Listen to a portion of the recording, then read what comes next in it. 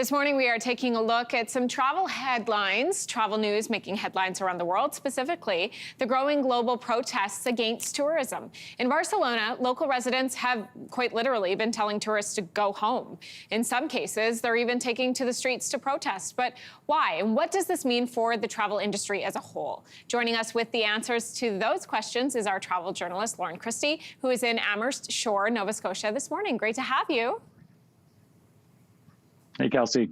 Lauren, let's start with the basics. What is over-tourism and what does that term actually mean?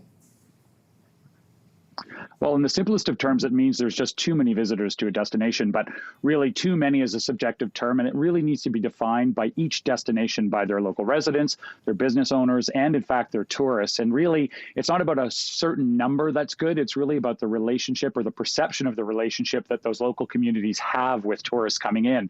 And so in extreme cases, when you think of over-tourism, think of, local tenants being pushed out because of high rents for holiday homes. Think of too many tourist vehicles on the road, wildlife becoming scarce or changing patterns, or just overcrowded sites. All of that are examples of over-tourism. Why would you say over-tourism happens? We're just getting too big. Tourism is exponentially grown over the last 40 and 50 years. And the reality is that, we measure success in the tourism industry by growth, and whether that's growth in people or growth in money or whatever, it's just that growth. And so that's not a good recipe for long-term benefits. And so some of the problems are now outweighing the benefits. And so you're seeing different communities, whether it's Venice or Amsterdam, Iceland, or Barcelona, now rebelling against that. There are some success stories with beautiful tourist destinations. Some of them are here at home in Alberta, specifically Banff and Lake Louise, who are trying to combat this very issue. What are they doing? Oh, it's a great example of Banff and Lake Louise. And the tourism industry there got together with the local municipality, Parks Canada, and they talked to the local community. And that's really where it needs to start, and said, what are the things that you see? And so they surveyed and met with over 2,000 of the 9,000 permanent residents of Banff. They had meetings where they discussed visitor experience. They discussed conservation efforts, and they came up with a strategy. And so you'll now, as a visitor, you'll see things there you didn't see a couple years ago. So, for example, the increase of mass transit. So now there's more public transportation between not just Banff and Canmore, but also including Lake Louise. You'll see at Parks Canada some really key sites like Moraine Lake or Lake Louise. You can't drive your vehicle up there anymore. So in an effort to reduce that and the vehicular traffic and pollution, you now have to take a shuttle.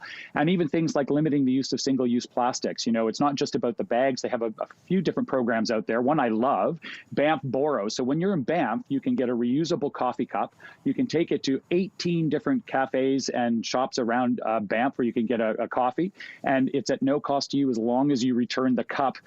You pay for your coffee, but you don't pay for the cup as long as you return it before 30 days or before you leave. I love that great Canadian example, Lauren. What about internationally? What are we seeing?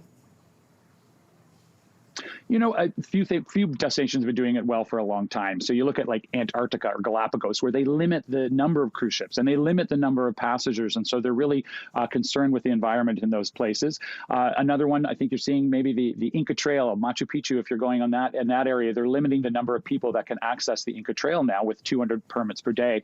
But, those have been around for a couple of years. But even this summer, Venice is now piloting a new program where it's a daily tourist tax for people who are just coming into for the day to visit Venice. So, typically people off cruise ships for €5 a day. So we'll see how that goes this year and if that helps solve some of the problems. Lauren, I can appreciate people like you, like myself, who love to see the world and really want to be able to visit the amazing spots that we have here around the world. We have to respect the places we're going to. So as tourists, what can we do to help combat this issue? Well, there's a few things. Look at your itinerary. So if you're planning out your trip, maybe think about avoiding some of those hot spots. Barcelona is a wonderful city, there's no doubt, but there are many other wonderful cities in Spain. So consider spreading your time out a little bit more and avoiding the hot spots. If you're really dead set on going to some of them, which I understand, maybe avoid the peak travel times, and so avoid that. Of course, when you are there, make sure that you're spending your money in a responsible manner, which means spending a lot of local money, so supporting locally owned businesses. So whether those are shops, restaurants, whatever, make an effort to keep that money in the local community so they see the benefit of you being there. And of course, respect the local community. And that means, if there are programs in place, like the Banff Borrows Coffee program, use those were designed because the locals asked for that. So show your support using those local communities. And I would say, it's really important. We all love to feel like we're being hosted and welcomed, but it also is important that we're gracious guests when we visit places. Yeah, I can imagine. Lauren, thanks so much for being here. By the way, beautiful garden behind you. Thanks, Kelsey. Have a great day. Thank you. Hey, thanks for watching. If you liked this, be sure to subscribe here, or you can check out more Your Morning videos right here.